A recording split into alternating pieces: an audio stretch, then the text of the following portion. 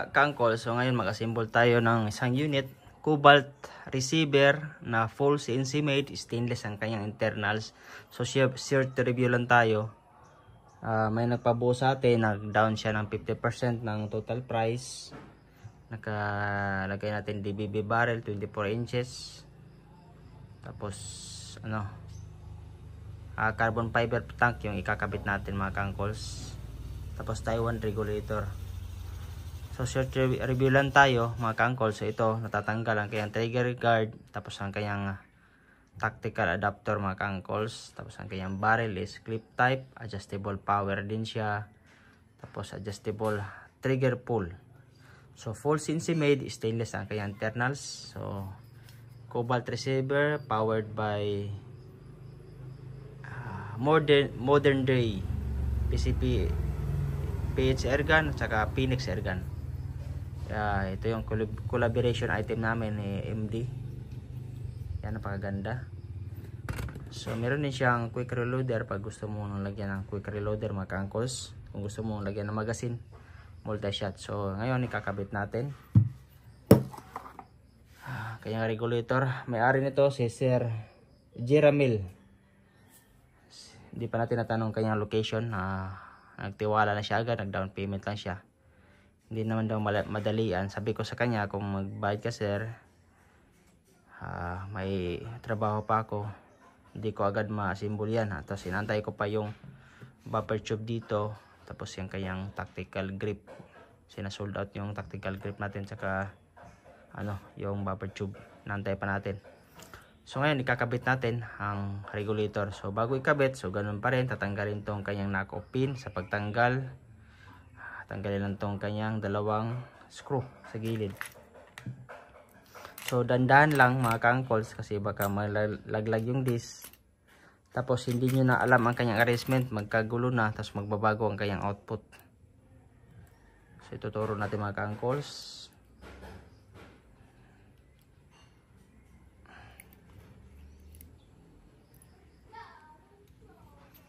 Pagtanggal, dandahan lang. Kasi kailangan tanggalin yan, kasi kahit may hangin yung tangke mo, wala pupunta sa receiver, kasi wala namang magtutulak sa knock-off pin dyan.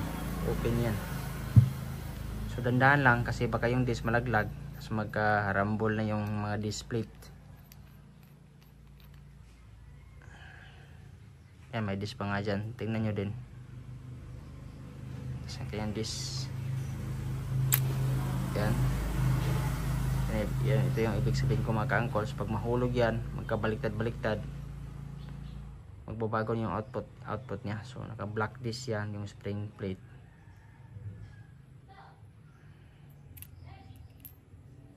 Yung knock-off pin, tatanggalan natin. Tapos pwede nyo nang ibalik mga ka-angkols.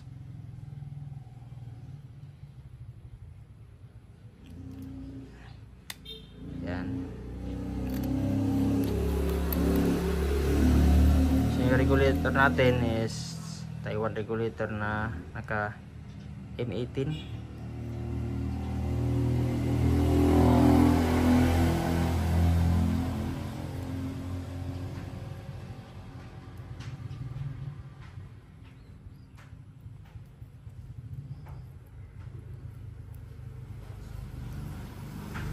Kita nyo. So ngayon, bago natin ikabit, lalagyan natin ng additional o-ring dito sa kanyang neck mga ka-angkols. Mga ka-angkols, lagyan natin ng o-ring dyan para sakaling dito silicone oil mga ka-angkols, puti siya pero hindi siya silicone oil. Ito polyurethane o-ring yan, matigas yan. So, ikabit na natin, sakaling bubigay yan, meron siyang additional o-ring sa kanyang neck. So ikabit na natin mga ka-angkols, lagyan natin ng silicone oil para hindi magasgas, para dudulas lang siya. Kung wala kang silicone oil, kahit cooking oil lang mga ka-angkols, para dudulas.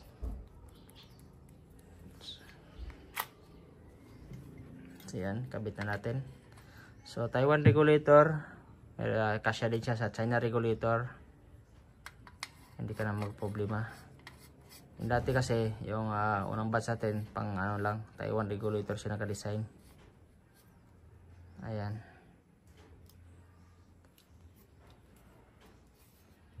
pag gusto mo i-adjust ang kanyang kuan, yung kanyang gauge, pwede mo siyang luwagan dito. Halimbawa, gusto mo i-sentro siya, sa akin okay na to, makikita naman yan. Halimbawa, gusto mong baguhin ang kanyang position, yan, luwagan mo lang yan, yung dalawang screw, tapos position siya na hindi siya masyadong maluwag, yan lang. Hindi kaya ganyan, tagilid ng konti, at least nakikita pa rin siya. Yan lang.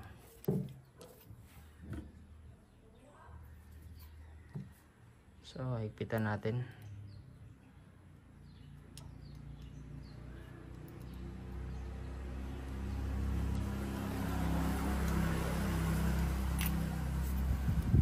Yan mga kangkos. Tapos yung ikakabit nating tangke is carbon fiber tank, all safe na carbon fiber tank, kaya medyo may kamahalan. Meron namang mga mura na carbon fiber tank sa online. Kaso yung pagkagawa niya hindi siya quality. Pakita natin ito loob. Iwan ko sa manufacturer nila o ganyan talaga yan. Kasi experience ko sa online na bibili ko, Lazada, yan, yung pagkagawa niya hindi siya ganito kakintab, lubak-lubak siya, meron siyang mga may lumubo. Iwan ko kung baka sa pagtimpla nila yon, no, sa paggawaan. Ito medyo may pricey siya, all safe na brand. So ito ay 0.42 liters. Tapos yung test pressure nito 4,500. Tapos yung service pressure 3,000 lang. Ito yung practice natin, hanggang 2.7 lang tayo. Bakit 2.7? Kasi yung bursting disc natin dito sa output is 3,000. Sakaling bumigay yung o-ring mo dyan, halimbawa mag 3,000 ka o 3,000 plus, bumigay yung o-ring mo, ito bibigay itong bursting disc mo. Unlike kung naka 2.7 ka lang, kung bumigay yung o-ring mo, itong bursting disc hindi siya bibigay. Malalaman mo yan kapag bumigay na yung o-ring mo sa loob. Kasi magiging equal na yung input mo, pressure ng tangke, tapos yung pressure ng output. Yun, maganda. Ay maintenance mo na yun. Meron tayong available din ng mga o-ring ng regulator. So ayan, nakabit na natin. Tapos dito, so ito kabit ng kanyang tangke. So carbon fiber tank na all safe. Yan, all safe technology, 0.42 liters, 3,000. Service pressure, test pressure 4,500. So yung practice natin 2.7 lang. So meron siyang o-ring dyan. So ganun pa rin, lagyan natin silicone oil.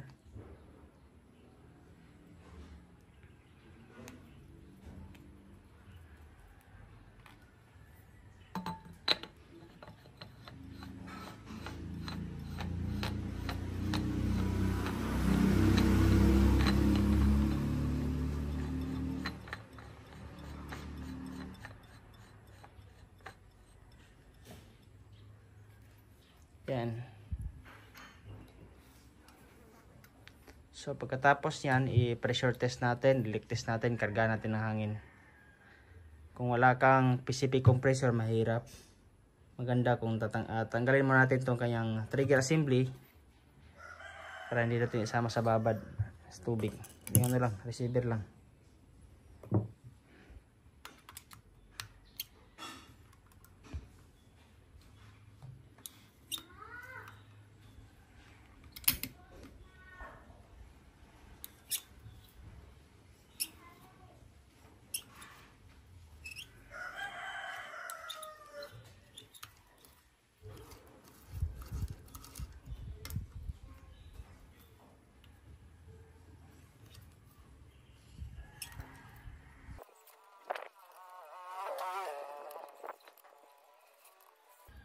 Sa mga hindi pa pala nagpag-subscribe nating YouTube channel, please subscribe na lang. Paki-click yung notification bell para maging updated sa mga bagong videos natin mga kangkos.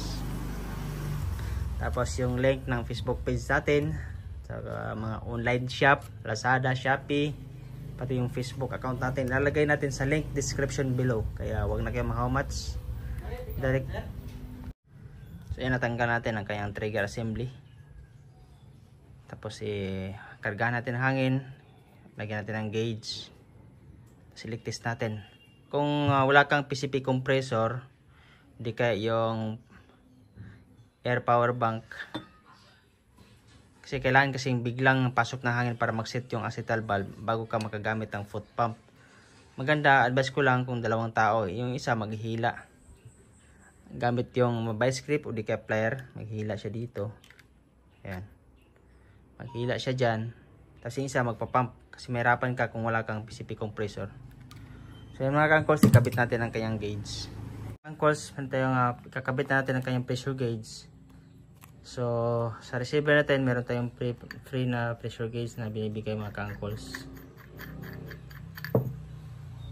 So yung iba hindi natin napadalaan yung una kasi naubusan tayo ng previous na pressure gauge. Pressure gauge natin, meron siyang kasamang wet gasket. So kabit natin. So yung kakabit ko lang is yung o-ring, kasi ito kasi maganda din naman siya, selyado, kaso kung paglalagay mo na tapos higpitan mo, mahirap siya tanggalin. Kaya ginagawa ko itong ano lang, yung o-ring, mas madali siyang tanggalin kapag magpapalit ka ng gasket.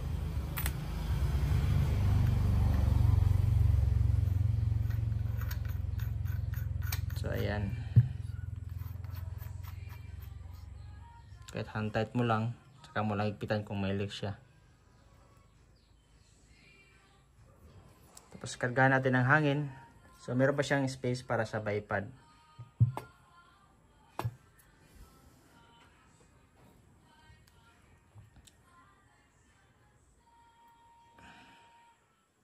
So kargahan natin ng hangin, tapos i-test natin mga ka-angles. Yan mga angles, nakargahan natin ng hangin, tapos na-test na rin natin.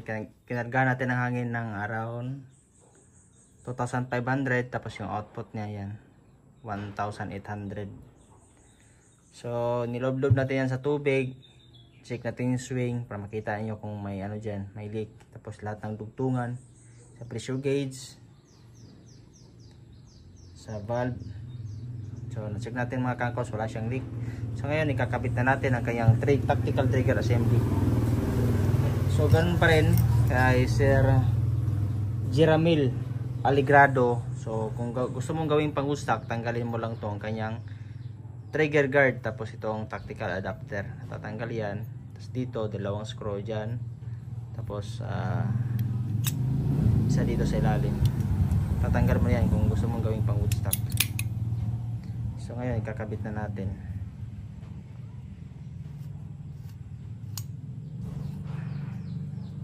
Ito pala pang-adjust ng power mo. Sa sunod na mga batch natin, gawa natin itong mga butas-butas para mas madali siyang ikutin. Ayan, kapitan natin kanyang tactical trigger assembly. So hindi siya tactical pala, dual type trigger assembly, pang tactical or pang woodstock.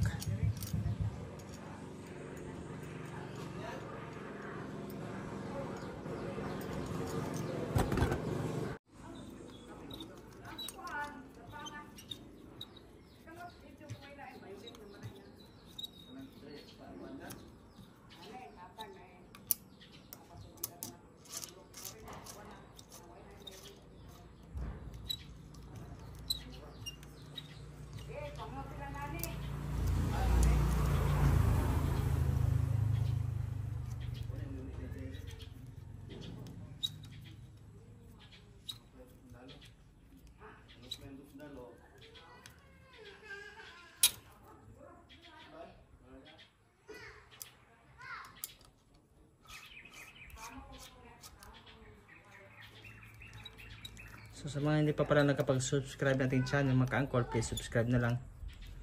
I-click yung notification bell, tapos check nyo rin yung link description below.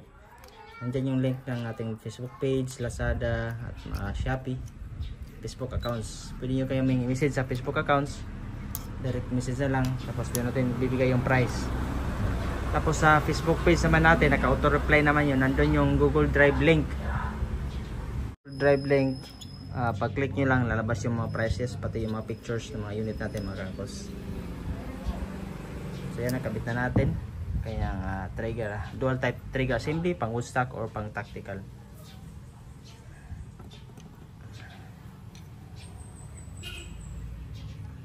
So ngayon, ikakabit natin ang barrel mga kaangkos.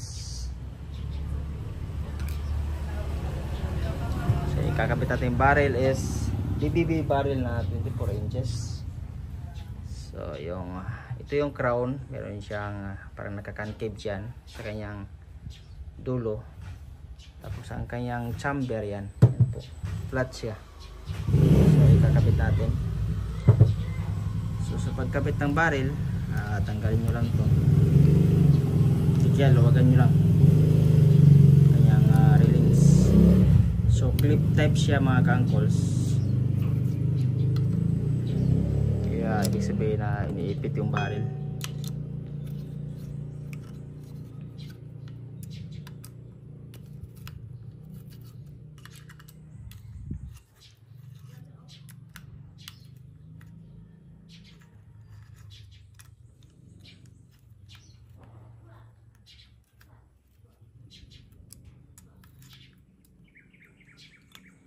Luwagan nyo lang kahit hindi nyo natanggalin.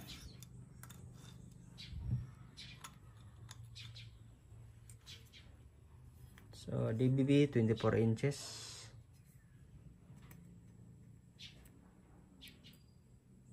Yung barrel natin DBB, available din yan sa Lazada. Recommended natin na barrel yan. Ang paganda ng panama nito tapos hindi siya mahirap i-tuning. Halos nasa 800 to 900 fps o 700 to 900 plus fps, maganda pa rin siya tumama. Kaya napakadaling i-tuning ng DBB mga kaangkos. Ayan. Tapos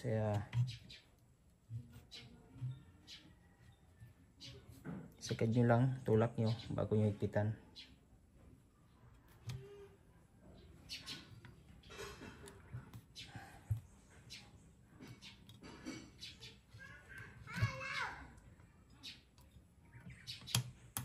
Bago yung higpitan, tulak nyo muna ang barrel paloob, tapos saka yung higpitan. Dandahan lang, huwag yung diretso para pantay yung paghigpit. Kasi kung tabingi yan, yung scope nyo rin tatabingi. Check nyo rin kung pantay yung pagkahigpit.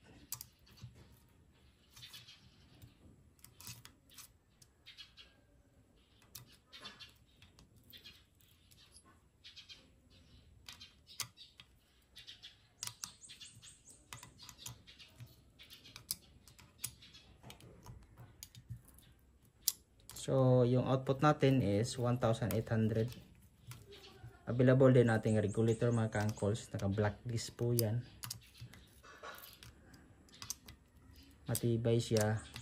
Unlike kung China regulator kasi maninipis yung disc, tapos madaling kalawangin. Tapos pag ma-deform na yung disc, yung mga China regulator, nagbabago na yung output mo, kaya nagbabago yung panama mo. Yan, so check mo yung swing kung sakto lang. Ito, test fire natin.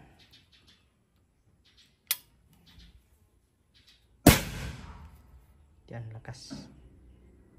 Lakas mga kaangkols.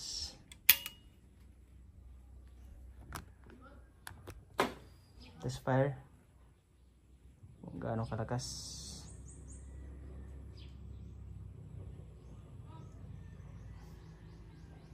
Ay, ito pala. Ito.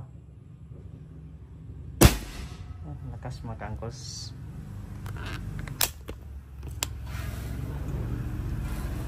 So ngayon, kapitan natin ng silencer, tapos tube, tawag ito, yung shrinkable tube mga kaangkols. So ayan mga kaangkols, ngayon yung jumbo silencer natin, so na-sold out natin yung 32mm yung diameter ito. So ito yung 38mm diameter, mas malaki siya, mas tahimik. So ito yung ikakabit natin sa unit ni sir. Sukatin natin kung hanggang saan. Tapos hanggang doon lang din yung ano natin, yung carbon fiber natin.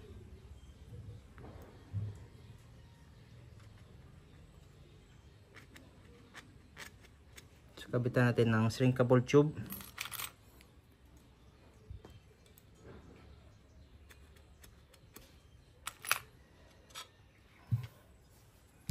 So na natin kabitan itong silencer natin.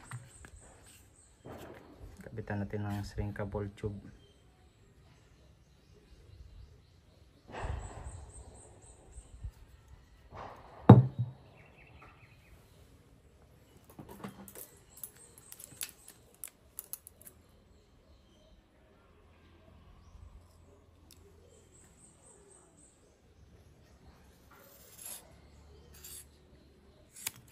So yung size ng shrinkable tube nito is 40 mm outside diameter. So kung dyan siya, para meron siyang design. Tapos gamit ang blower, heater blower.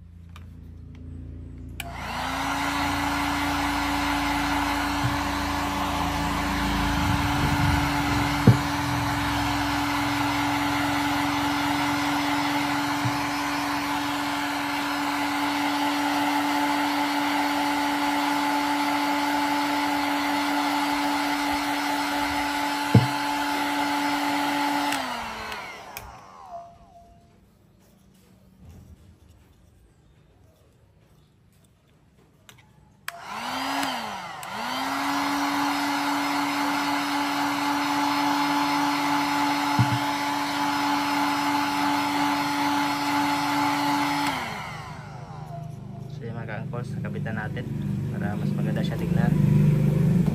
Tapos yung sa barrel naman mga kaangkols, sukatan natin. Paganda ng unit ni sir. Pangalan ito,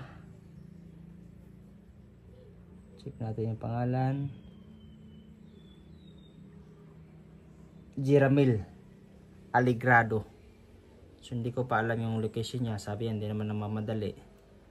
Nagbayad lang siya ng down payment, kalahati. Yung unang order niya sana, yung Phoenix 6. Yung unang ginawa natin na video, Phoenix 6, kaso sold out na. Kaya sabi ko sa kanya, same price lang naman itong receiver ng Phoenix 6 namin. Tapos itong Cobalt. Kaya ibubuo kita ulit.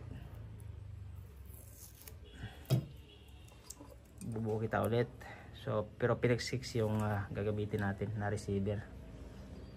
Susukatan natin ang shrinkable tube.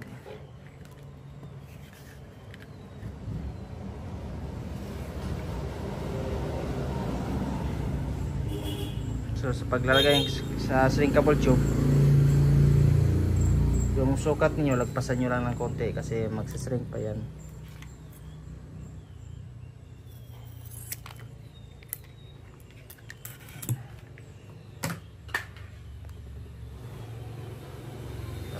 Ikabit natin,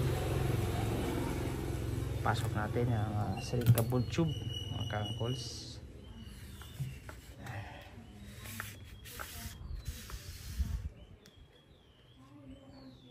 So yan, so heater natin ulit.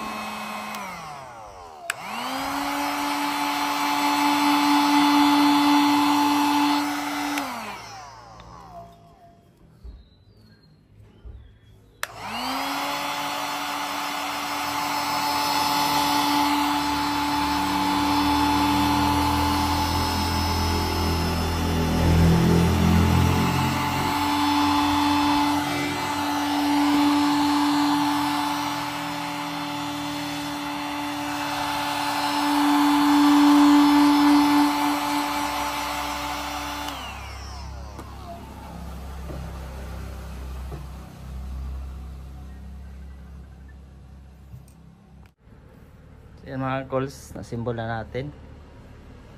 Kabit na natin ang kanyang shrinkable tube. Pitan muna natin.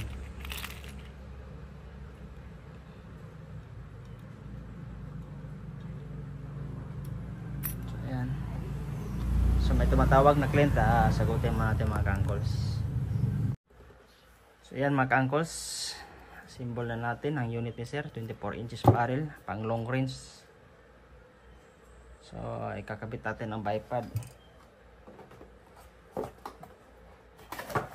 Yung ikakabit natin na tactical buttstock, itong Python na buttstock. Yung request niya is brown o gray, para bagay dito sa gray color. So hindi pa dumating yung buffer tube natin. So test natin itong bipod kung pwede siya.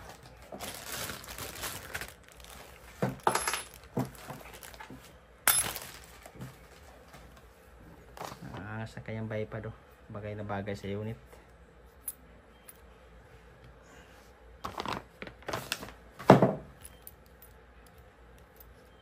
Bagay na bagay sa unit ni sir.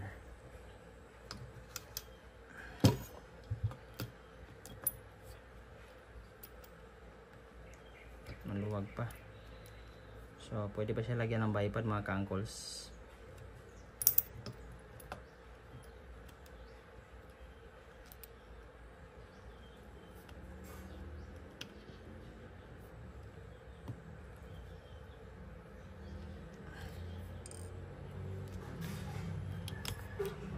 Yan mga ka-uncles. So yung kulang na lang is grip, saka buffer tube and tactical buffer tube, tactical buttstock. Yan, pwede siya sa may bipod. So ngayon ang gagawin natin ngayon, i-test natin ang kanyang muzzle velocity. Check natin kung gaano siya kalakas mga ka-uncles. So yan mga ka-uncle, nabuo na natin. Ang kulang na lang is ang kanyang grip at buffer tube at tactical buttstock, hindi pa dumating. So test natin ang kanyang muzzle velocity using DBB barrel, brass barrel, 24 inches, 12 grooves with 1800 output, 25 input. So yan, Cobalt receiver powered by MD and Phoenix airgun. So yan kanyang logo. Adjustable power, hindi pa siya nakasagad. So ang kulay nito, meron siyang black, meron din siyang gray. Available yan cash on delivery nationwide mga ka-uncles. So test natin ang kanyang muzzle velocity. Caliber 22, naka-chambered na din siya mga ka-uncles. Yan, kanyang barrel. So ito, meron na siyang meron na may-ari nito. Nag-buy na siya ng 50% down payment.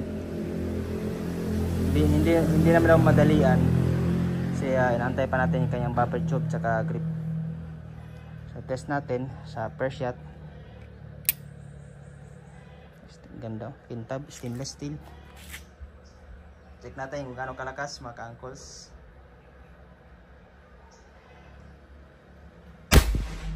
Yan, 1,000.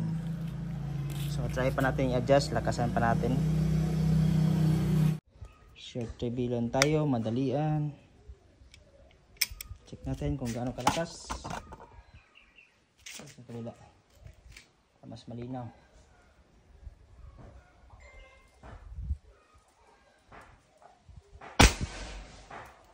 Yan, 1,016.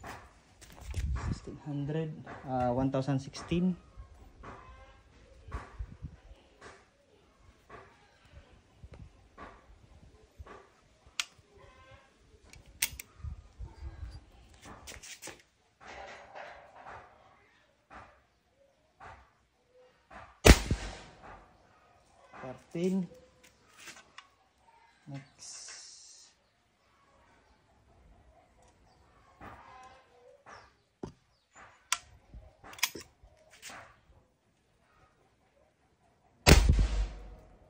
Ang lakas.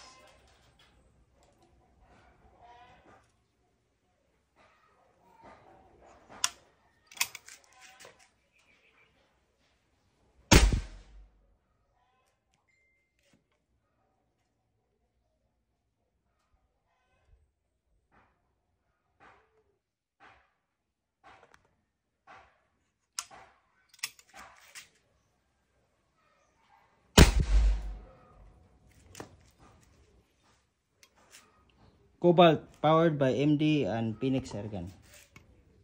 Yan, kulang na lang bumper tube, tapos grip, tactical buttstock.